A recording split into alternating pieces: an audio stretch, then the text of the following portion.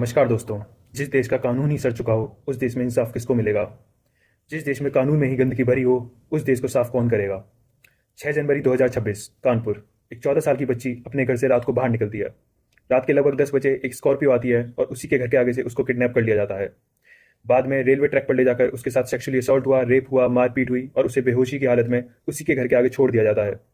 अगले दिन सुबह जब उसके माँ बाप कंप्लेन रजिस्टर करवाने पुलिस में जाते हैं तो पता चलता है कि उसमें पुलिस का ही हाथ है। हाँ, एक सब इंस्पेक्टर जिसका इस केस में इन्वॉल्वमेंट था और एक यूट्यूबर को अरेस्ट कर लिया गया है, लेकिन पुलिस वाला अभी तक फरार है। विक्टिम के एलिगेशंस हैं कि जब इस केस में पुलिसमैन का नाम इन्वॉल्व हुआ तब इस केस को दबाया गया, इस केस को रजिस्टर करने से मना कर दिया गया। बाद में हाई लेवल एक्शन होता है जिसके बाद इस केस को रजिस्टर करा जाता है। ना कोई मीडिया चैनल इसको कवर कर रहा है, ना कोई न्यूज़ रिपोर्टर, ना कहीं प्रोटेस्ट हो रही है। ये केस ये नहीं दिखाता कि लड़की पर कितना जुल्म हुआ, ये केस दिखाता है कि हमारे सिस्टम में कितनी गंदगी भरी हुई है। मेरा काम था बताना, आपका काम है फैलाना। धन्यवाद।